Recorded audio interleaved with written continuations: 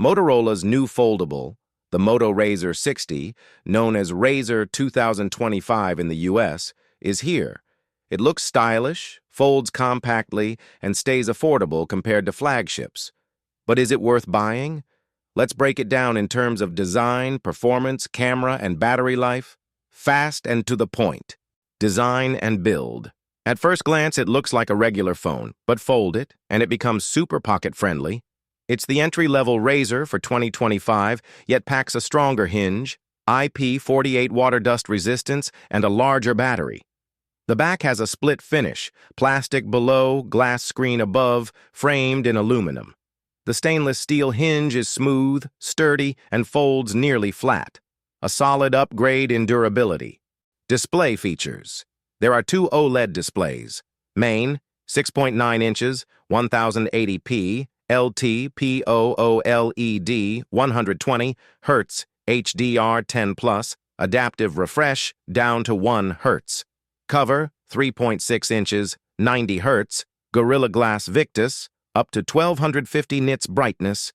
You can run apps, Google services, and games on the outer screen, and even use Google Gemini AI while the phone is closed. The crease is there, but subtle. You'll stop noticing it. Audio and storage. It has stereo speakers, loud, clear, with a bit of bass. Storage comes in 256 gigabytes or 512 gigabytes, but no micro SD slot, fingerprint, and UI. The side-mounted fingerprint sensor on the power button is fast and reliable. The phone runs Android 15 with Motorola's clean interface. Performance powered by MediaTek Dimensity. 7400, it's a mid-range chip, slightly faster than last year's. It handles daily tasks smoothly, but not made for heavy gaming. Performance is solid, not spectacular. Battery and charging. Despite having a bigger 4,500 mAh battery life is average, just 9 hours 28 minutes in active use. It supports 30-watt wired charging, no charger included, and 15-watt wireless. Charges 0 to 61% in 30 minutes, full in 55 minutes. Cameras. Rear, main plus ultra-wide, both with autofocus.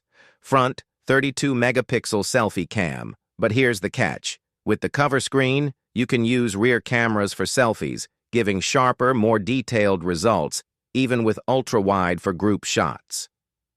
Camera quality. Main camera. Good colors, dynamic range, but over-sharpened details. Portraits, clean separation and nice background blur. Low light, bright images, but processed look. 2x zoom, usable, not very sharp. Ultra-wide, day. Decent detail, but sometimes greenish tint. Ultra-wide, night. Good exposure, soft in shadows, yellowish highlights. Macro. Autofocus allows for good close-ups. Video recording. Main cam. Sharp 4K video. Rich colors, wide dynamic range. Ultra-wide. Softer video. White balance issues. Focus hunting. Stabilization. Okay, but slight jitters remain. Low light video. Bright but noisy with harsh highlights. Final verdict. What's good? Great design and hinge. Water and dust resistance. IP48.